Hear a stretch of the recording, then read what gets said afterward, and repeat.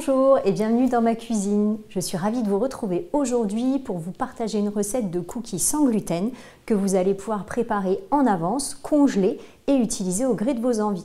Allez, c'est parti, je vous montre les ingrédients dont vous allez avoir besoin. Pour une vingtaine de cookies, vous allez avoir besoin de 125 g de beurre à température ambiante pour qu'il puisse bien se mélanger avec le sucre. 100 g de sucre blond. J'ai fait un petit calcul pour éviter d'exploser votre glycémie quand vous allez manger vos petits gâteaux. En règle générale, quand vous achetez des cookies industriels, vous allez avoir l'équivalent de 2 à 3 morceaux de sucre par biscuit. Là, j'ai fait en sorte que vous ayez l'équivalent d'un seul morceau de sucre par biscuit. En fonction du format que vous allez réaliser, vous aurez quelques grammes de plus ou de moins. Donc la recette que je vous donne ici, c'est pour à peu près 20 petits biscuits. Donc vous verrez le format juste après, auquel cas si vous les faites plus gros, vous imaginez bien que vous en aurez un petit peu moins.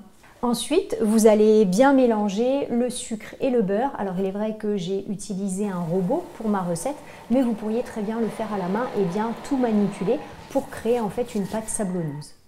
On va regarder à quoi ça ressemble. Donc vous pouvez constater que on a un beau mélange homogène et on va ajouter notre œuf et ensuite la farine. Voilà, donc on va remélanger un tout petit peu. Voilà, et on va ajouter la farine. Pour 20 biscuits, c'est 187,5 g. Mais bien sûr, si vous multipliez par 2, ça fera 375 g.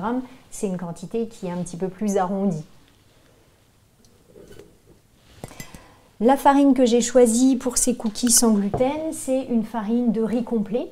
C'est la farine la plus facile à utiliser, je vous en ai déjà parlé d'ailleurs, pour pouvoir remplacer la farine de blé lorsqu'on veut changer un petit peu ses habitudes alimentaires. Elle va d'ailleurs lever assez facilement quand vous faites des gâteaux qui vont être par exemple un gâteau au yaourt. Il va bien gonfler avec la farine de riz seule et en plus c'est une farine qui ne coûte pas très cher, donc voilà, elle a plusieurs avantages intéressants. Ensuite, vous allez ajouter une cuillère à café de poudre à lever sans gluten, c'est encore mieux, ce qui permettra d'avoir une recette complètement sans gluten, auquel cas vous choisissez une autre poudre à lever ou même du bicarbonate alimentaire si vous en avez à la maison et pensez bien à le faire réagir avec un aliment acidulé comme du jus de citron, du jus d'orange ou même du vinaigre de cidre. Une fois que vous avez mis le reste des ingrédients, on va pétrir à la main si vous n'avez pas de robot, auquel cas vous allez donc mélangez doucement votre préparation pour éviter d'avoir une pâte qui soit trop élastique.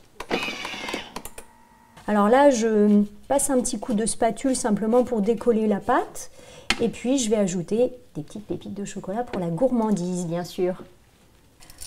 Alors, je ne vous indique pas de quantité précise pour les pépites de chocolat. Vous mettez un peu ce que vous voulez. Donc bien sûr en restant toujours raisonnable et je vous propose plutôt de mettre des pépites de chocolat noir pour que vous ayez un goût suffisamment prononcé. Et on va mélanger une dernière fois sans mixer, donc juste pour éviter de casser les pépites de chocolat. Vous allez donc former une boule que vous allez réserver 1 heure au réfrigérateur avant de pouvoir former vos petits biscuits et les faire cuire. Ce que vous pouvez faire également, si c'était simplement de préparer votre pâte à biscuits en avance et de la congeler, eh bien vous allez former des boudins comme j'ai fait ici et vous allez l'entreposer au congélateur.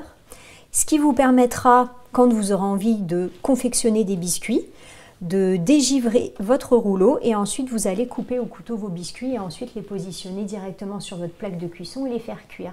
Ça va permettre de vous faire gagner du temps et aussi d'avoir des petits biscuits qui auront une forme régulière. Parce qu'effectivement, la pâte avec la farine de riz, c'est une pâte qui est un petit peu collante et elle peut être un peu difficile à façonner. Donc c'est vrai que le fait de congeler, c'est assez pratique et en plus ça vous permet de gagner du temps quand vous avez envie de faire un petit goûter rapide. Et donc je vais vous montrer tout de suite comment vous allez pouvoir préparer vos petits biscuits en un rien de temps. Alors celui-ci, je l'ai fait un petit peu épais, j'avoue. Voilà, je vais faire un peu plus fin. Voilà, donc vous voyez que vous aurez une jolie forme régulière.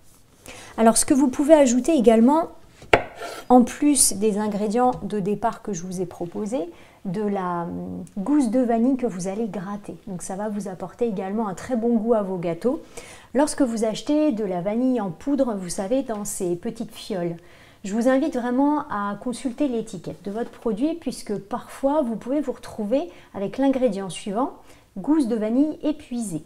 Comme son nom l'indique, c'est de la vanille épuisée, c'est-à-dire que quand vous utilisez des vraies gousses de vanille, donc vous voyez par exemple celle-ci, je l'ai déjà grattée avec mon couteau, mais il reste encore de la vanille ici, je vais pouvoir encore l'utiliser ou la mettre à infuser dans du lait par exemple pour faire du riz ou lait, c'est super bon.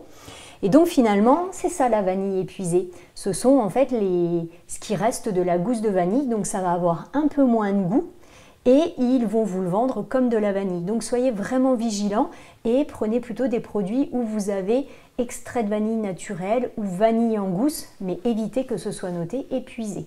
Vous allez ensuite procéder à 2 temps de cuisson. 165 degrés pendant 15 minutes et ensuite 10 minutes à 170 degrés. Une fois que vos cookies sont prédécoupés, vous allez procéder à 2 cuissons.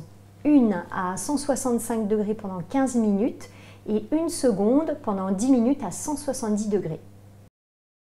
Et voilà, donc vous avez vu des jolis cookies. Vous attendez qu'ils refroidissent bien pour pouvoir les retirer de votre plaque. Et bien sûr, donc, pensez à les manger avec modération.